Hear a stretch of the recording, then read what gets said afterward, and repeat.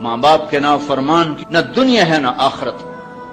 ایک صحابی ہے، یا رسول اللہ میرا باپ نا میری کمائی میں سے خرچ کرتا، مجھ سے پوچھتا ہی نہیں، اور شرعاً قانوناً اگر میری کمائی میرے باپ کی جو کمائی ہے یا زمین ہے جائیداد ہے اس سے الگ میں نے اپنی محنت سے کوئی کمائی کی ہے، وہ میری ذاتی چیز ہے، قانوناً میرے باپ کو بھی پوچھنا چاہیے کہ بیٹا یہ تمہاری چیز میں لے سکتا ہوں، یہ پیسہ میں استعمال کر سکتا ہوں، قانون یہ ہے۔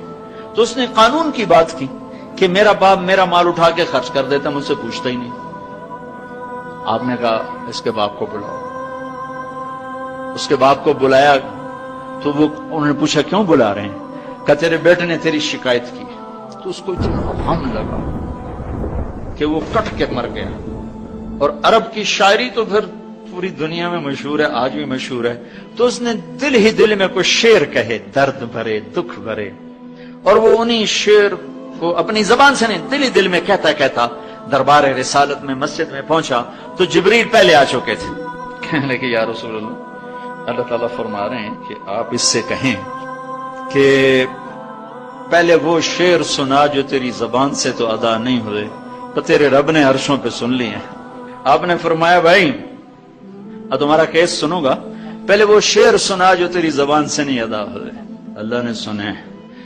کہنے لگا یا رسول اللہ میں گواہی دیتا ہوں آپ سچے رسول ہیں، آپ کا رب بڑا طاقتور رب ہے، آپ کے رب کی قسم زبان سے ایک لفظ نہیں نکلا، دکھ بھری فریاد تھی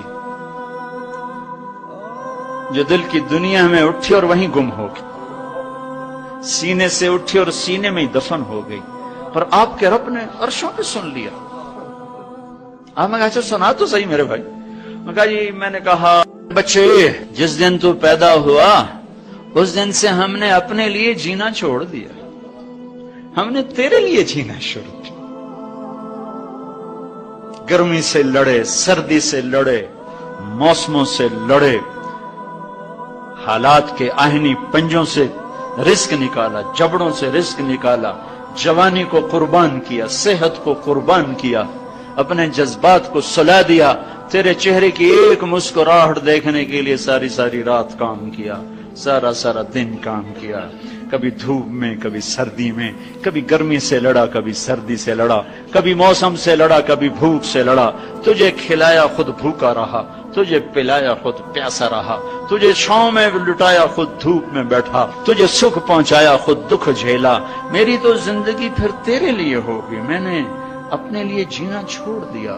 جب کبھی تو بیمار ہوا تو ساری رات میں اور تیری ماں تیرے سرانے بیٹھ کے دھڑ دھڑ دل دھڑک رہے ہوتے تھے، کہیں مر نہ جائے، کچھ ہو نہ جائے۔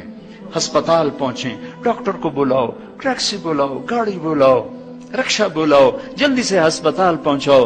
اسی خوفناک خیالات میں ہم روتے تھے، پگھلتے تھے، ٹوٹتے تھے، بکھرتے گئے چلے گئے خشک پتے کی طرح، اور تیرے چہرے کی ایک مسکراہٹ کے لیے ساری مسکراہٹیں بھول گئے، تجھے صحت مند دیکھنے کے لیے اپنی صحت کے سودے کر دیے۔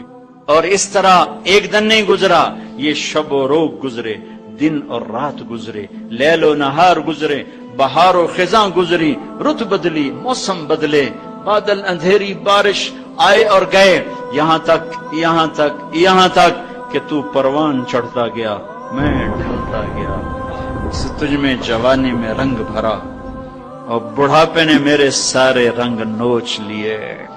تو سیدھا کھڑا ہوا تنے کی طرح، میری کمر جھک گئی کمان کی طرح، اور میں آسرے کا محتاج ہوا، تو طاقتور ہو کے جوان ہوا۔ پھر مجھے خیال آیا کہ میں اس کی انگلی پکڑ کے چلا، گود بٹھا کے چلا، کندھے بٹھا کے چلا، ہاتھ بٹھا کے چلا، اس کے لیے در در کی ٹھوکریں کھائیں۔ آج جب میں بوڑھا ہوا ہوں تو اب یہ میری انگلی پکڑے گا، میرا ہاتھ پکڑے گا، میں اس کی لاٹھی بنا، یہ میری لاٹھی بنے گا۔ لیکن ایک دم میرے بیٹے تیری آنکھیں ماتھے پہ چڑھ گئیں، تیرے تیور بدل گئے، تو مجھے یوں دیکھنے لگا جیسے میں تیرا باپ نہیں، میں تیرا نوکر ہوں۔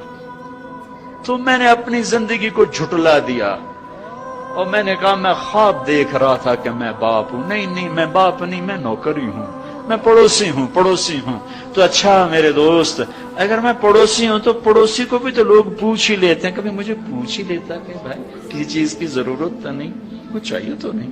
یہ اتنے درد بھرے اشعار ہیں کہ میرے تو اتنی فصاحت نہیں کہ میں اس کا ترجمہ کر سکتا، لیکن یہ وہ اشعار تھے کہ میرے نبی زار و قطار روتے اور آپ ٹوٹ پڑے اور آپ کی داڑھی آنسوں سے تر ہو گئی اور آپ نے اس کو گریبان سے پکڑا اور یوں جھٹکا دیا، اٹھ جا، دفع ہو جا۔